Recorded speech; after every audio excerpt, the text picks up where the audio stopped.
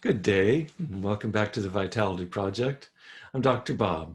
Appreciate you joining me today. Thank you. Yesterday, we came full circle back to where we began a few weeks ago, with the question uppermost in our minds being this: what can I do to build resilient skills to best protect my sobriety? Remember for just a minute, the number one trigger for relapse is distress.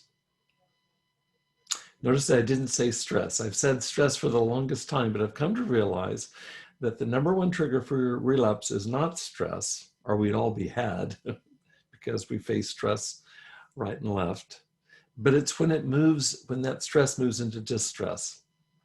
In other words, if you and I can learn effective ways of coping with stress, and we're really already well on our way with our discussion these last several days of mind-body mapping as just one of those tools. If we can develop these tools for dealing with stress, then we needn't worry quite so much about what we talked about earlier, which is the infamous relapse time bomb. It's no longer ticking. We don't have to look over our shoulder for fear that it's going to explode at any second. Now, the 12-step programs, as you might be well aware, talk about white-knuckling it. And what do they mean by that?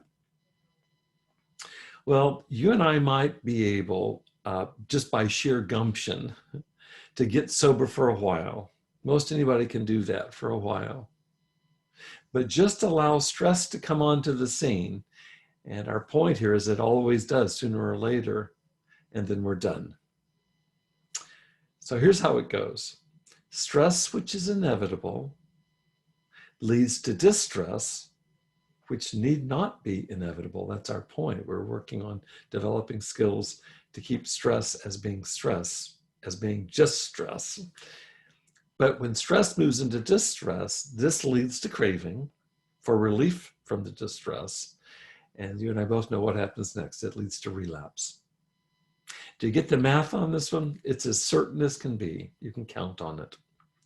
Now, the good news is this: we can do something that will give us some breathing room, even when stress arises, and it does, and it will. Remember the two beakers that we talked about? The first beaker, a smaller, thinner beaker, it tops out and then overflows. That's the red alert mode in our bodies and brains. But we talked about a second, bigger and thicker beaker, holds more water.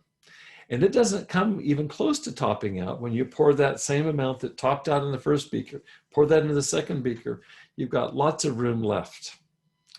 So it's the exact same amount of liquid, and that's been our analogy for stress, but you've got more spaciousness. And that's the resting mode in our bodies and brains, and that's where we're aiming. For today, as we wind down just this first unit of steadying, we've been focusing on ways of calming the body. Next, we'll be moving into ways of calming our minds. But as we wind down this first unit of study, where we've been practicing resilience building skills, all for the sake of protecting our sobriety or preventing relapse.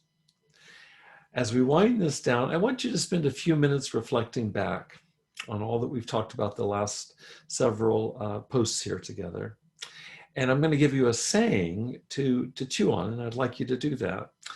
This saying is printed on my very favorite coffee mug. It's in my bathroom. I see it every morning.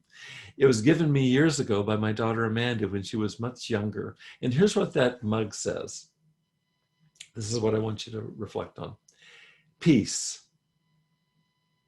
It does not mean to be in a place where there is no noise, trouble, or hard work. It means to be in the midst of those things and still be calm in your heart. So that's your homework, to give some reflection to that. I want to thank you for spending some of your valuable time with me today here at the Vitality Project. I appreciate it. I'll be looking forward to our moving into the next unit. We'll still be working on building resilience, but now we're going to bring in the mind. Remember, we're talking about mind-body tools for advanced recovery. And we've discussed some of the tools we can use to calm our bodies. Next comes our working with our minds, okay? So come back and join me. In the meantime, please stay safe, be well, and have a good day.